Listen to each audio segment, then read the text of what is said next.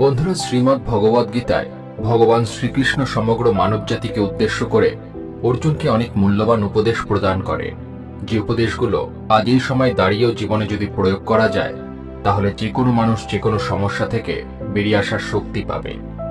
শ্রীমদ্ ভগবদ গীতার এই সম্পূর্ণ কথোপকথনের মধ্যে লুকিয়ে রয়েছে অনেক শক্তিশালী শ্লোক, যেগুলো যদি আমরা জীবনের কঠিন সময় পাঠ করতে পারি বা মনে মনে একটু স্মরণ করতে পারি, তাহলে আমরা সেই কঠিন সময় থেকে অনায়াসেই বের হতে পারব।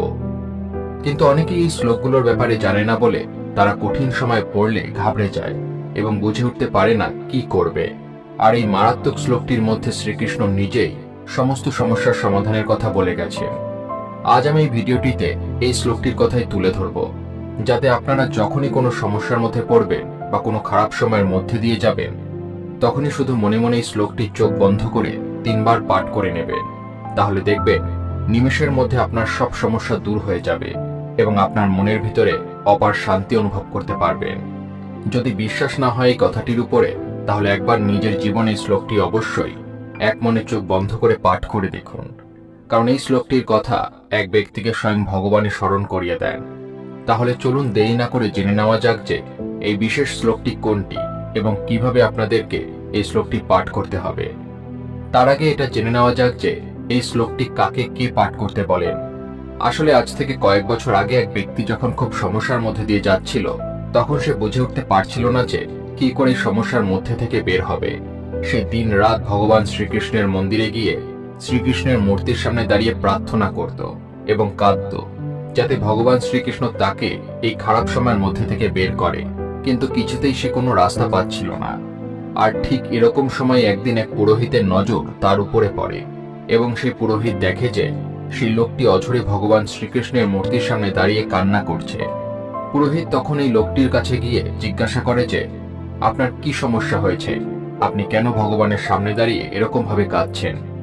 উত্তরে সেই লোকটি বলেন, আমি আমার ব্যবসায় বিশাল পরিমাণে লোকসান করেছি। আমার ঘরবাড়ি সব বেচার অবস্থায় চলে এসেছে। লোকের দেনায় ডুবে আছি। আমি কি করব বুঝে উঠতে পারছি না। কিভাবে এই অবস্থা থেকে বের হব আমি বুঝে উঠতে পারছি না। এরকম সময় সেই পুরোহিত তাকে বলে যে, তুমি কি কখনো গীতা পাঠ করেছ? উত্তরে সেই ব্যবসায়ী বলে, হ্যাঁ, একবার তো পড়েছিলাম, কিন্তু কেন বলুন তো? তখন উত্তরে পুরোহিত বলেন যে, আপনি কি 18 নম্বর অধ্যায়টি ভালো করে মন দিয়ে পড়েছিলেন? সে ব্যক্তি বলে যে, হ্যাঁ পড়েছিলাম, কিন্তু এখন অতটা মনে নেই। তখন পুরোহিত তাকে বলেন যে, যদি মন দিয়ে পড়তে, তাহলে শ্রীকৃষ্ণের বলাই মহান কথাটি আপনি কখনো ভুলে যেতেন না এবং আপনি অবশ্যই এই সমস্যা থেকে খুব তাড়াতাড়ি বেরিয়ে যেতে পারতেন। তখন লোকটি বলেন যে, আপনি কোন শ্লোকটির কথা বলছেন, একটু পরিষ্কার করে বলবেন আমাকে? তখন সেই পুরোহিত তাকে সেই বিশেষ শ্লোকটি বলেন, সর্বধর্মান পরিত্যজ্য মামেকং শরণং ব্রজ অহং তাং সর্ব পাপেভ্য মোক্ষয়িষ্যামি মা শুচ। এই শ্লোকটির অর্থ হল, সর্বপ্রকার ধর্ম পরিত্যাগ করে কেবল আমার শরণাগত হও। আমি তোমাকে সমস্ত পাপ থেকে মুক্ত করব। তুমি শোক করো না। পুরোহিত বলেন, তুমি সব চিন্তা ছেড়ে দিয়ে শ্রীকৃষ্ণের শরণাগত হও এবং তার চরণে সব সঁপে দিয়ে আবার সবকিছু নতুন করে শুরু করো। আর যা হয়ে গেছে তা নিয়ে শোক করো না। যা তোমার কর্মে ছিল তা হয়েছে, কিন্তু তাই বলে শোকে ডুবে যেও না। সব চিন্তা দূরে ছেড়ে শ্রীকৃষ্ণের চরণে সমর্পণ করে আবার কাজে লেগে পড়ো। সব ঠিক হয়ে যাবে। আর তিনি এটাও বললেন যে, যখনই সমস্যায় পড়বে এই শ্লোকটি মনে মনে 3 বার স্মরণ করবে, তাহলে দেখবে তুমি এক অপার শক্তি ভিতরে অনুভব করতে পারবে এবং সব সমস্যা দূর হবে। এরপর সেই ব্যক্তি আবার ধীরে ধীরে ব্যবসা শুরু করে এবং তাকে হঠাৎ করে তার সব কর্মচারীরা নিজের থেকে এসে টাকা দিয়ে সাহায্য করতে থাকে। এ যেন সবকিছু অলৌকিকভাবে হওয়া শুরু করলো এবং ধীরে ধীরে তার ব্যবসা আবার দাঁড়িয়ে গেল এবং সে সকলের দেনা পাওনা মিটিয়ে দিয়ে আবার সুখে শান্তিতে জীবনযাপন করতে লাগলো। তো বন্ধুরা, এই ছিল সেই বিশেষ শ্লোক যেটি আমাদের সবসময় মনে রাখা উচিত। যখনই বিপদে পড়বে শ্লোকটি 3 বার মনে মনে স্মরণ করে নেবে, দেখবে সকল বিপদ সাথে সাথে কেটে যাবে। চলুন কিছু অনুপ্রেরণামূলক উক্তি শুনে নেওয়া যাক। জীবনটা শান্তিতে কাটানোর জন্য কখনো কখনো জেদি হওয়াও প্রয়োজন। ব্যথাগুলো খুবই ব্যক্তিগত, প্রকাশ করে লাভ নেই। নিজের ভেবে বলবে যাকে, পরে আঘাত করবে সেই। সত্যের পথে চলার সময় মানুষ মাত্র 2টো ভুলই করতে পারে। 1, সে হয়তো সেই পথকে পুরো শেষ করতে পারবে না, অথবা 2, সে হয়তো সেই পথে যাওয়ার কোনোদিন চেষ্টাই করবে না। নিষ্ক্রিয়তা হচ্ছে মৃত্যুর একটা ছোট্ট রাস্তা। কঠোর পরিশ্রমই ভালো জীবনের রাস্তা ঠিক হয়ে থাকে। নির্বোধ মানুষেরা নিষ্ক্রিয় হয়ে থাকে এবং বুদ্ধিমান মানুষেরা কঠোর পরিশ্রমী হয়। ঘৃণাকে ঘৃণা দিয়ে কখনোই শেষ করা যাবে না। ঘৃণাকে একমাত্র ভালোবাসার দ্বারাই শেষ করা যেতে পারে, আর এটা একটা প্রাকৃতিক সত্য। মানুষের সব সম্পর্কের আধার হলো প্রত্যাশা। পতি কেমন হবে যে আমার জীবনের সুখ আর সুবিধায় ভরে দেবে? পত্নী কেমন হবে যে সর্বদা আমার প্রতি সমর্পিত থাকবে?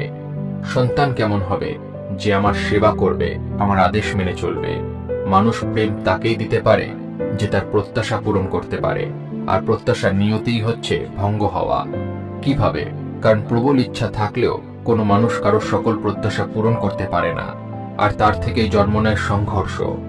সকল সম্পর্ক সংঘর্ষে পরিবর্তিত হয়ে যায়, কিন্তু মানুষ যদি প্রত্যাশাকে সম্পর্কের আধার না বানায় আর স্বীকার করে নেয় যে কেবল সম্পর্কই মূল আধার, তবে কি জীবন আপনা থেকে সুখ ও শান্তিতে ভরে যাবে না? স্বয়ং বিচার করুন। বিরোধিতা শক্তির প্রমাণ হয় না। শক্তিমান সেই যে সহনশীল সহ্য করতে পারে। যখন হৃদয় থেকে ক্রোধ আর বিরোধিতা দূর হয়ে যায়, তখন সহন শক্তি ধর্মের শক্তিতে পরিণত হয়। ক্রোধ থেকে প্রতিশোধের জন্ম হয়, আর ধর্ম থেকে ন্যায় জন্মায়। তোমার জীবনেও যদি এমন সময় আসে যখন তোমার উপরে কোনো অন্যায় হয়, তবে ন্যায় করার পূর্বে নিজের ক্রোধের উপরে অঙ্কুশ অবশ্যই রেখো। যে বৃক্ষ তিক্ত ফল দান করে, সে বৃক্ষকে উৎপাটন করে মধুর ফল প্রদানকারী বৃক্ষকে রোপণ করতে হয়। ওই বৃক্ষকেই অধিক খাদ্য গ্রহণ করিয়ে বা শাখা প্রশাখে কাটছাট করে মধুর ফল পাওয়া যায় না। ভবিষ্যৎকে শুদ্ধ করার জন্য এই অশুদ্ধ বর্তমানকে ধ্বংস করা অনিবার্য। ভবিষ্যতের উদীয়মান সূর্যের প্রথম কিরণকে দেখো, যা সবার জন্য প্রতীক্ষা করছে। যে কেবল নিজের পীড়াকে আপন করে জীবন কাটায়, সে শক্তিহীন হয়ে পড়ে। কিন্তু যে ব্যক্তি সমগ্র সমাজের পীড়াকে আপন হৃদয় ধারণ করে জীবন কাটায়, সে শক্তিশালী হয়ে ওঠে। বুদ্ধিমান ব্যক্তির এই 5 জায়গায় যাওয়া উচিত নয়। 1, যেখানে রোজগারের কোনো সুবিধা নেই। 2, যেখানকার মানুষের মধ্যে কোনো ভয় ডর নেই। 3, যেখানকার মানুষদের মধ্যে কোনো লজ্জাবোধ নেই।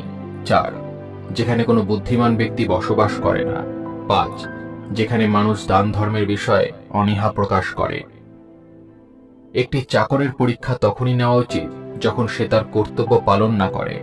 আত্মীয় পরিজনদের চেনা যায় তখনই যখন আপনার চারিদিকে বিপদ ঘনিয়ে আসবে। একজন বন্ধুকে চিনতে পারবেন সেদিনই যেদিন আপনি বিপরীত পরিস্থিতির সম্মুখীন হবে।